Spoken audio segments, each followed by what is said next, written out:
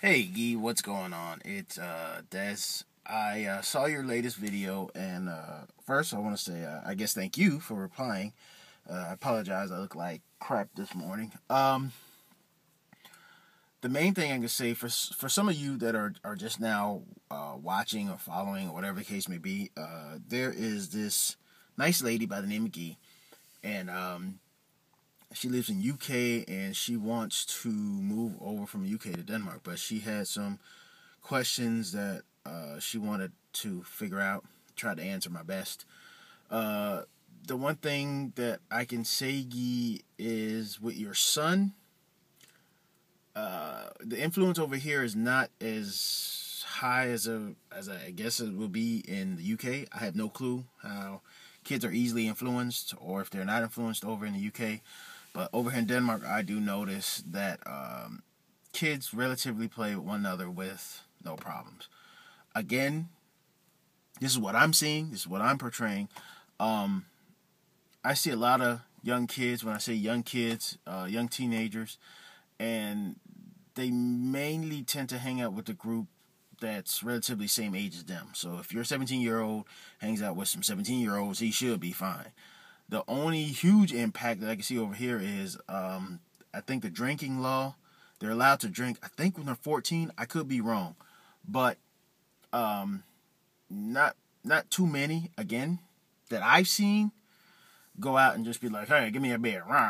No, they don't. Not that I've seen. In Copenhagen, it's a different story. They get towed up. But in any case, I don't know. But as for your family issues, again, I got over here because I met a Danish woman and I married her over here. I pretty much packed all my entire life in a suitcase and moved over here. Majority of my things are still home with my parents, but pretty much everything I've done from high school forward is here with me in Denmark. So they have this thing called family reunification. I could be saying it wrong. You might want to research into that. Take a look and see what that's all about. Um, the general area which I live in, Randers or Randers, is to me, I think it's personally nice. I don't have any problems. I have lived in the big city, Copenhagen. I'm used to that as well because I come from Miami, Florida, so I know what it's like to be in a big, impact city. I actually got a little bit depressed with Copenhagen, mainly because it was just a lot of stuff that was going on.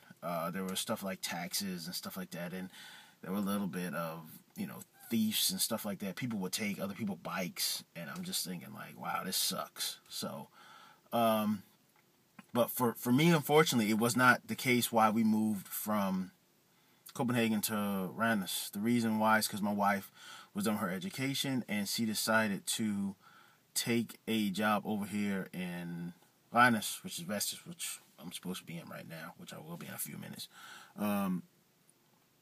But overall, I can say your current situation sounds reasonable. I would again research into what you think would be best for you and your family. Again, I personally think Denmark is, without a doubt, the best move I possibly could have made. Because, I mean, look at the economy over in the States right now. It's tough just to even get a job at McDonald's almost if you're not lucky.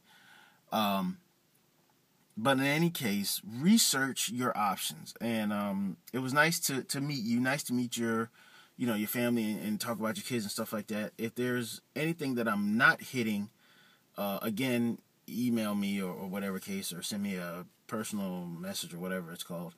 And I'll do my best to get, back to you when I can. These are one of those rare days where I'm just, I had a little bit of free time and I was thinking about, I looked at your YouTube channel, started thinking about some of the ways I could help you the best way I know how. But I think you have a fairly high chance if you wanted to move over to Denmark. I don't know how things are over in the UK. I really don't. From my point of view, if you want to live a great life and not have to really worry as much as you're worrying now, I'd say do it.